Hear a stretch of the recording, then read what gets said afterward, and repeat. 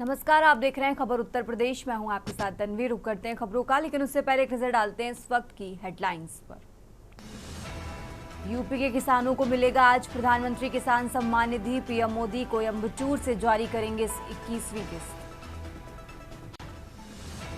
संभल में जामा मस्जिद बनाम हरिहर मंदिर सर्वे का 1 साल पूरे होने पर जिले में अलर्ट। 19 मजिस्ट्रेट तैनात, 3 लेयर की सुरक्षा। यूपी में सभी एक्सप्रेसवे पर मिलेगी फूड कोर्ट और ईवी चार्जिंग की सुविधा। रेस्ट के लिए खोले जाएंगे कम बजट वाले होटल। यूपी पंचायत चुनाव में फर्जी मतदाताओं पर नजर रखेगा मोबाइल ऐप। कैप्चर होगी वोटरों की फोटो। यूपी में ट्रेनों पर अभी भी कोहरे का संकट। 3 माह के लिए निरस्त की गई 16 मेमू और पैसेंजर गाड़ियां। हवा का रुख बदलते ही उत्तर प्रदेश में चढ़ने लगा तापमान। आज से रात के तापमान में भी होगा बदलाव। आप देख रहे हैं के न्यूज, खबरों का सारथी। और चलिए अब रुक करते हैं खबरों का। खबर अमरोहा से है, जहां उत्तर प्रदेश जनपद अमरोहा के गजरौला नगर पालिका परिषद की बोर्ड बैठक में 10 करोड़ रुपए के विकास प्रस्तावों को मंजूरी दी गई है।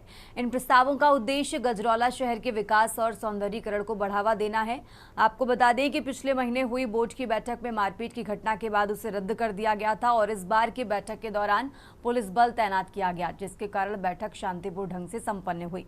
अधिशासी अधिकारी ललित कुमार ने बताया कि बैठक में लगभग 10 करोड़ रुपए के प्रस्ताव को पारित किया गया है।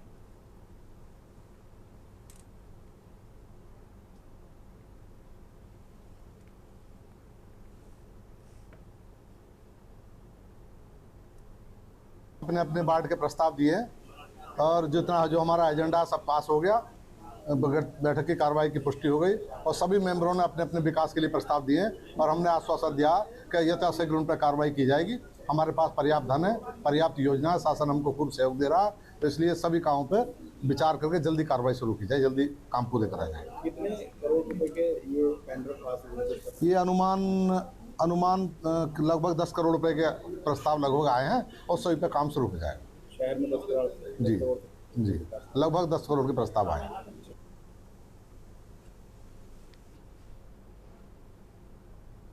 और अब खबर जालौन से है, जहां कोतवाली नगर क्षेत्र के मोहल्ला बालमभट्ट में एक किसान के घर से 4.5 लाख रुपए नकदी की चोरी हो गई है। चोरों ने उस समय वारदात को अंजाम दिया जब मकान मालिक ब्रजनंदन पटेल उर्फ नीटू खेती के काम से अपने गांव आए हुए थे। ग्राम मलकपुरा निवासी ब्रजनंदन पटेल उर्फ नीटू जालौन नगर में पवन सोनी के मकान में किराए पर रहते थे। ब्रजनंदन ने बताया कि वो सुरक्षा कारणों से दुकान की कमाई का अधिकांश पैसा घर पर ही रखते थे। उन्होंने कहा करीब 4.5 लाख रुपए चोर उड़ा ले गए और इसके अलावा कुछ महत्वपूर्ण दस्तावेज भी गायब दिख रहे हैं। पीड़ित ब्रजनंदन पटेल ने बताया कि वो खेती से जुड़े कामों के लिए गांव गए थे और देर शाम जब वापस लौटे तो ये सब देखा।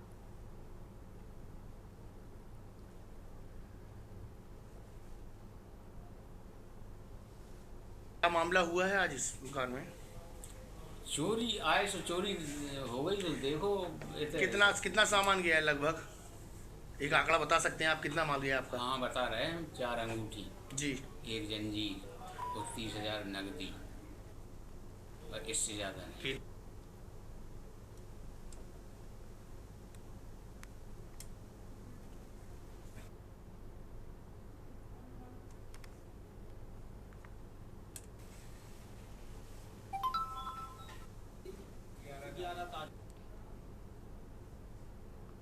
और अब खबर फर्रुखाबाद से है, जहां सेवावृत्त अनुष्ठान के तहत पूर्व एमएलसी मनोज अग्रवाल व नगर पालिका परिषद फर्रुखाबाद के चेयरमैन वत्सला अग्रवाल ने विवाह समारोह का आयोजन किया, जिसमें 67 जोड़ों ने एक दूसरे के गले व वरमाला डाली और एक दूसरे हो गए।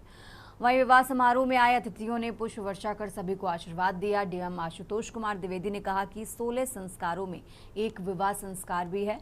भारतीय संस्कृति विवाह को एक संस्कार के रूप में मनाती है। यहाँ एक जन्म का नहीं, 7 जन्मों का बंधन होता है।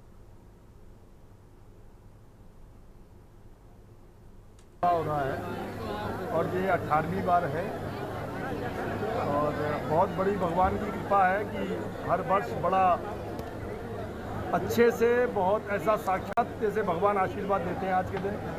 ये फर्रुखाबाद जो लोग फोटो खींचते जाए वो नीचे आते जाए। फर्रुखाबाद का उत्सव सा है।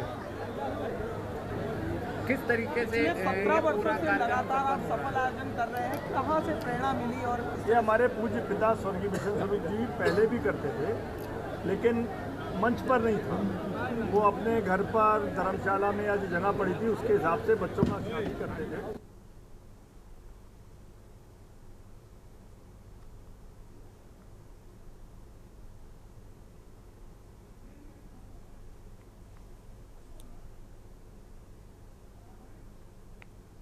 बल्कि हमारी भावना, हमारा संकल्प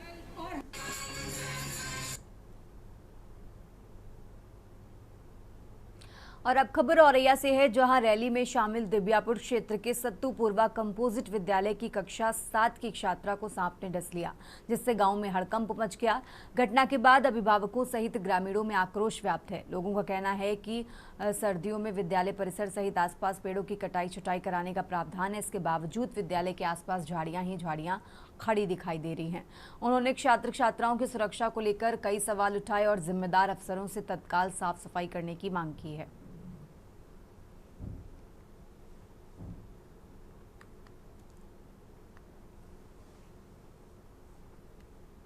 और अब खबर कानपुर से है, जहां शहर में ब्रह्मनगर प्रमुख चौराहा है, जहां से रोजाना लाखों आवागमन लोग करते हैं। लगभग 5 महीने पहले इस चौराहे पर बना डाट नाले की 30 फीट सड़क गड्ढे में समा गई।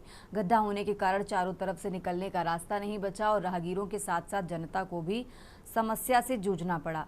वहीं 15 दिन का हवाला देकर महापौर प्रमिला पांडे ने भी जनता को उम्मीद दी थी कि वो जल्द इस नाले की मरम्मत कराएंगी, लेकिन लगातार समय बीता गया और जिम्मेदार अधिकारी इस पूरे प्रकरण से मुंह छिपाते नजर आए। हालांकि एक बार फिर इस डाट नाले की खबर सामने आई और प्रशासन एक्टिव हो गया। खुद महापौर प्रमिला पांडे ने डाट नाले का निरीक्षण किया और अधिकारियों को फटकार लगाते हुए कहा कि 3 दिन के अंदर इस नाले को ठीक कर दिया जाए।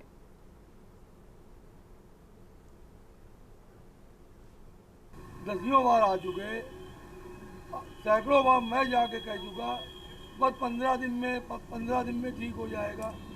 पूरे शहर का ट्रैफिक यहाँ से निकलता है, पूरे शहर की जनता ही चौराहे से निकलती है। तो कहीं ना कहीं हम भारतीय जनता पार्टी की हमारी सरकार है और सरकार की नैतिक जिम्मेदारी है, हमारी जवाबदेही है।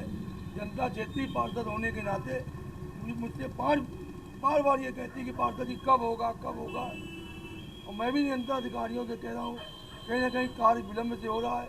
कल अधिकारियों ने आश्वासन दिया है कि नहीं पार्षद जी, अब 10 दिन के अंदर मैं ख़त्म कर दूंगा। देखिए बेटा, शीशा मऊ के कई डाट नाले हैं, क्योंकि ये अंग्रेजों के ज़माने का डाट नाला है। अक्सर वहाँ जब से 7.5 साल से तो मैं ही देख रही हूँ, अक्सर वहाँ के नाले टूट रहे हैं। और ये जो ब्रह्मनगर वाला है, इसके लिए जनता ने हमारे पास आए थे, तो मैं वहाँ गई थी। फिर वहाँ मैंने चीफ को बुलाया था, पूरे टीम को बुलाया था, तो उन्होंने मेरे से बोला था 15 दिन में मैं दे दूँगा बना के। लेकिन 15 दिन हो गए थे, तो आज मैं वहाँ पर गई, मैंने देखा। फिर उसके बाद में क्या कहते हैं, वो लोग आए थे और वो कहने लगे कि माता जी परसों तक हम आपको इसको बिल्कुल भाप पाट के दे देंगे। 45 लाख रुपए बता रहे हैं, उसके सुंदरीकरण का भी हुआ है। तो ये काम तेजी से मैं इसको कराने की कोशिश।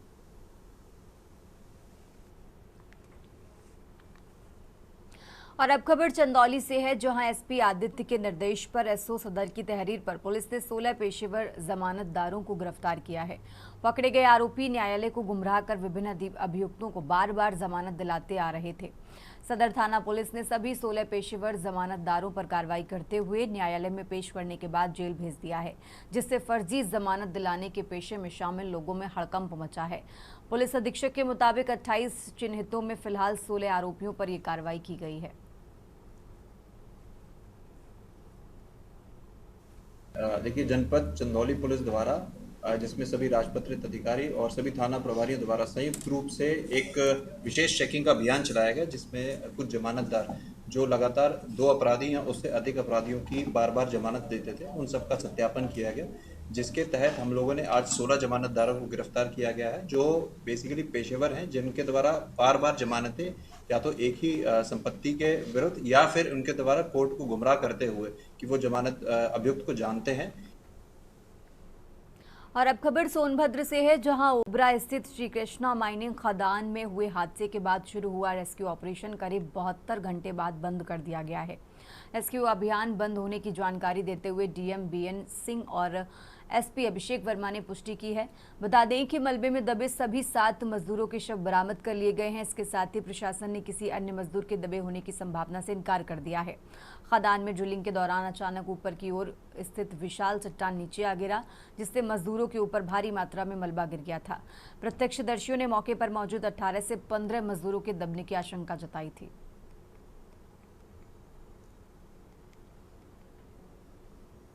जहाँ थाना ओबरा के दिल्ली मारकुटी क्षेत्र में एक माइन है, वो कोलैप्स कर गई थी। उसकी एक बड़ी चट्टान कई श्रमिकों के ऊपर गिर गई। 15 तारीख से ही हमारी एनडीआरएफ, एसडीआरएफ, डीजीएमएस की टीम, लोकल पुलिस, एडमिनिस्ट्रेशन और यहाँ के जो कुछ प्राइवेट कंपनीज और उनके ऑपरेटर्स द्वारा इस अभियान को शुरू किया गया। आज दिनांक 19 तारीख को नीचे जब 100% वेरिफिकेशन कर लिया गया है सभी टीमों द्वारा कि वहाँ पे अब किसी प्रकार के कोई अवशेष नहीं है। पर वो दुर्घटना हुई जहाँ दिल्ली मारकुंडी, उसमें एक बड़ा अभियान लोगों ने चलाया था, जिसमें एक तो स्थानीय जो कंपनियां अल्ट्राटेक और दूसान और थर्मल पावर कारपोरेशन, सबसे पहले इन लोगों को काम पे लगाया गया था।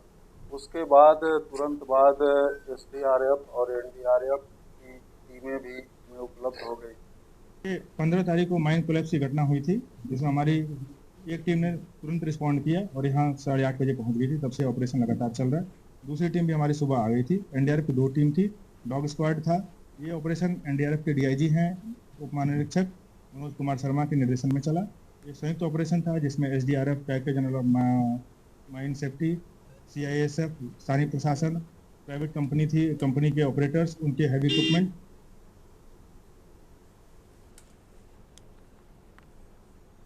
और अब खबर उन्नाव से है, जहां उत्तर प्रदेश की राज्यपाल आनंदीबेन पटेल चंडीगढ़ यूनिवर्सिटी उत्तर प्रदेश में centre for universal business and entrepreneurship का उद्घाटन करने पहुंची।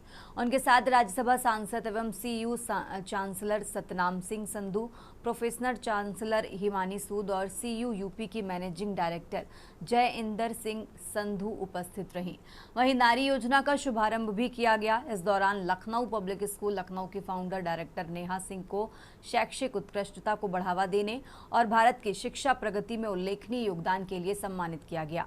सीयू यूपी के मैनेजिंग डायरेक्टर जय इंदर सिंह संधू द्वारा कन्याओं के लिए ultra modern tech driven residential facility का उद्घाटन किया गया।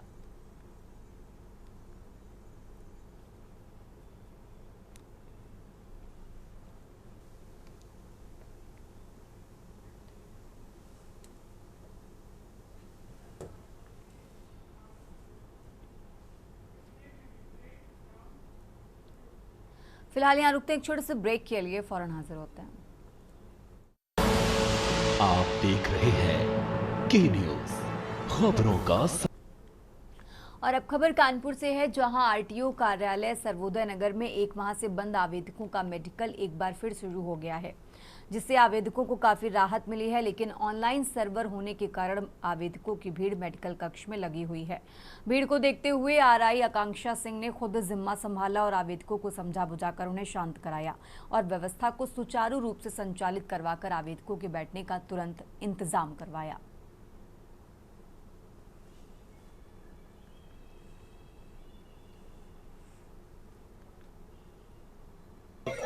मेडिकल डेट थी, हाँ, तो मेडिकल में सुबह 10 बजे से लगे, अभी तक मेडिकल नहीं हुआ है।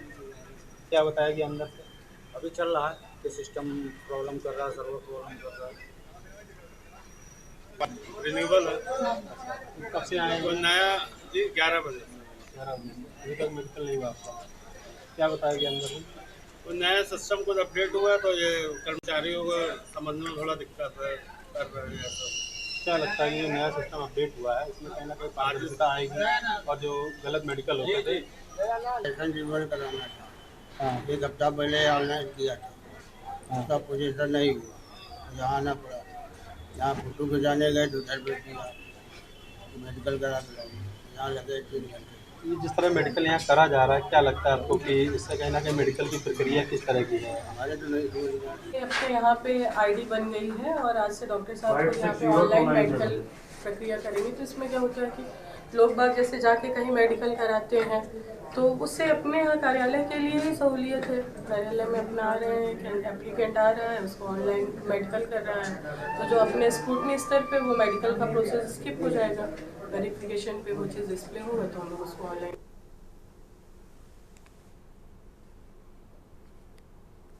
आरटीओ कार्यालय में मेडिकल व्यवस्था को सुधारने के लिए, हालांकि मेडिकल व्यवस्था किस तरह की है, जो भी आवेदक यहाँ अपना लाइसेंस को रिन्यूअल कराने आते हैं उनके लिए यहाँ पर मेडिकल की व्यवस्था करी गई। हालांकि ये 16 अक्टूबर से पूरी तरह से बंद हो गई थी, लेकिन 3 ही दिन हुए हैं अभी यहाँ पे मेडिकल प्रक्रिया को शुरू हुए। आज यहाँ पर ऑनलाइन प्रक्रिया जो करी जा रही है, हालांकि ऐसे में आवेदकों को सहूलियत तो मिल रही है, लेकिन जो एक नंबर है वो काफ़ी समय से देरी से आ रहा है, क्योंकि जो प्रक्रिया है वो पेपर अपलोड करने से लेकर मेडिकल करने से लेकर 10 से 15 मिनट एक आवेदक को लग रहा है। ऐसे में कहीं ना कहीं आवेदकों को जो समय है उनका समय काफ़ी टूटता हुआ नजर आ रहा है। 1.5 से 2 घंटे 2.5 घंटे आवेदकों को हो चुके हैं, अभी भी उनका मेडिकल में नंबर नहीं आया हुआ। हालांकि यहाँ पे जो मेडिकल कराने आए हुए आवेदक है वो काफ़ी दूर से आए हुए हैं। ऐसे में कहीं ना कहीं उनका ये कहना है कि मेडिकल प्रक्रिया को और आसान तरीके से करने के लिए उनको एक पीए सिस्टम निर्धारित करना होगा, जिससे कि पेपर अंदर जमा करके वो प्रत्येक आदमी को पीए सिस्टम की तरह से अगर बुलाएंगे तो कहीं ना कहीं इससे आम जनमानस और पब्लिक को भी सहूलियत होगी, जिससे कि आसानी से मेडिकल को करा जा सकेगा और ये जो आवेदक है वो अपना आसानी से डीएल को रिन्यूअल करा सकेंगे। मैं हिमांशु, के न्यूज़ इंडिया, कानपुर। और अब खबर हमीरपुर से है, जहां जिलाधिकारी घनश्याम मीना के आदेश पर मोरंग के अवैध खनन परिवहन पर प्रभावी लगाम कसने को जांच अधिकारियों की लोकेशन देने वाले अवैध कारोबारियों के मुखबिरों पर शिकंजा कसना शुरू हुआ है। इसके लिए स्पेशल टास्क फोर्स लोकेशन देने वाले 24 आरोपियों के खिलाफ मुकदमा दर्ज किया गया है, जिससे खनन काम से जुड़े लोग, खासकर अफसरों पर नजर रखकर छापेमारी और चेकिंग अभियान की एडवांस सूचना देने वालों में हड़कंप मच गया है। आरोपियों द्वारा इस काम के लिए इस्तेमाल होने वाली 10 गाड़ियों के खिलाफ भी कानूनी कार्रवाई करते हुए मामला दर्ज किया गया है। आपको बता दें कि संबंधित लोग सोशल मीडिया प्लेटफॉर्म्स, खासकर व्हाट्सएप ग्रुप के जरिए अपने आकाओं को अधिकारियों की लोकेशन पहुंचाते थे। देखिए, कुछ लोकेटर्स ग्रुप की हमें शिकायत प्राप्त हुई थी। उसी क्रम में 4 सदस्यीय जांच टीम हमने गठित की, जिसमें हमारे ARTO साहब, जो हमारे माइनिंग ऑफिसर हैं, खनिज इंस्पेक्टर हैं और अन्य जो अधिकारी हैं उनको लगाया गया था। जांच टीम द्वारा ये कुछ तथ्य सामने आए, जिसके क्रम पे अभी कल हमने FIR दर्ज कराई है। इसमें 24 जो लोकेटर्स हैं उनके खिलाफ FIR दर्ज हुआ है। साथ ही जो कुछ परिवहन जो इसमें संज्ञान में है उनके भी हम लोग ने FIR कराया है।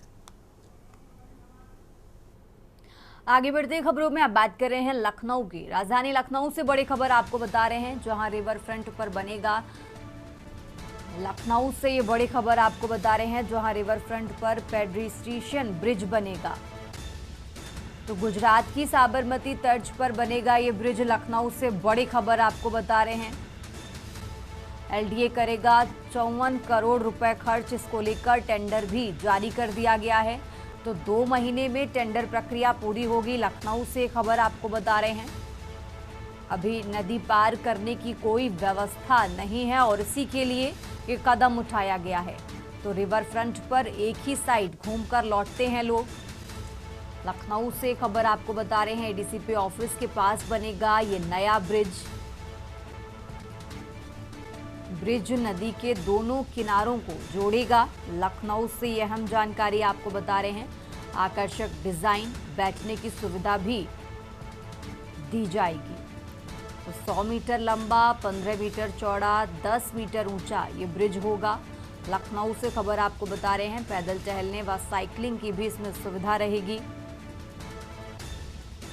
तो ब्रिज से गोमती नदी व क्रूज का नज़ारा भी लोग देख सकेंगे। तो लखनऊ में रिवर फ्रंट पर बनेगा ब्रिज।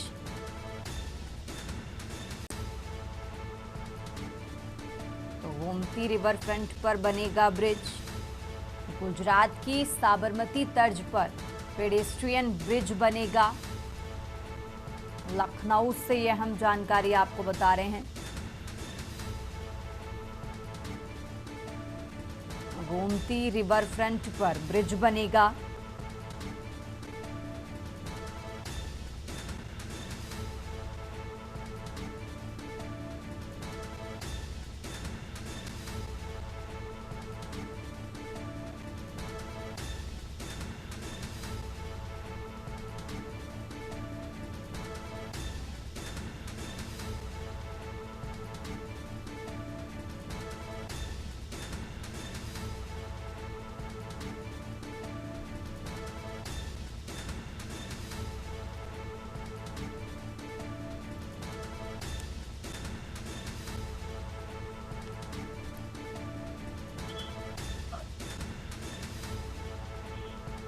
और इसी खबर पर ज़्यादा जानकारी के लिए हमारे साथ मनीष तिवारी जुड़ चुके हैं। मनीष, जिस तरीके से 100 मीटर लंबा, 15 मीटर चौड़ा, 10 मीटर ऊंचा ब्रिज बनाने की तैयारी हो रही है रिवर फ्रंट पर, कैसी सुविधा लोगों को मिलेगी, पूरा अपडेट क्या है इसको लेकर, कब से इसका काम शुरू होगा, आगे क्या कुछ प्रक्रिया है मनीष जी?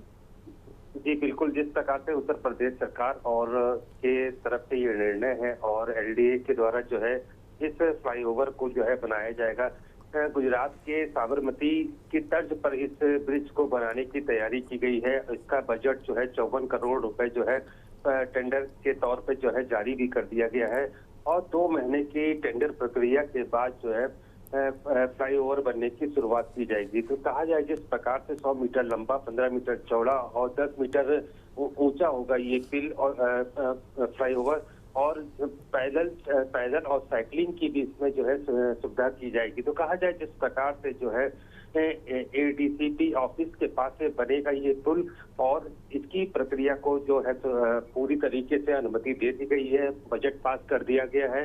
अब ये देखना है कि जिस प्रकार से एलडीए के द्वारा ये कहा जा रहा है कि दो महीने में जो है टेंडर प्रक्रिया पूरी होने के बाद जो है इसकी शुरुआत हो जाएगी और जल्द से जल्द इस पुल की को तैयार किया जाएगा। तो कह सकते हैं कि आम जनता के लिए और जिस प्रकार से रिवर फ्रंट जो काफी समय से वहाँ पर सुविधाएं नहीं थी, उन सुविधा ये फ्लाईओवर बनने के बाद बहुत ही बड़ी लोगों को राहत मिलेगी। आम जनता वहाँ जो घूमने के लिए जाती है या टहलने के लिए जाती है, उनके लिए भी बहुत ही आकर्षक ये फ्लाईओवर बनाया जाएगा, जिससे कि वहाँ खूबसूरती बहुत आकर्षित हो, सौंदर्यीकरण बहुत अच्छा सा किया जाएगा। तो कह सकते हैं कि एलडीए के द्वारा जो है इसको फ्लाईओवर की बनाने की पूरी तैयारी पूरी कर ली गई है। अब टेंडर प्रक्रिया की शुरुआत एलडीए के द्वारा की जाएगी। जी ठीक है मनीष जी, बहुत बहुत शुक्रिया आपका तमाम जानकारी के लिए। और ये लखनऊ से खबर आपको बता रहे हैं, जहां गोमती रिवर फ्रंट पर ब्रिज बनाने की तैयारी चल रही है। गुजरात की साबरमती तर्ज पर ये ब्रिज बनेगा।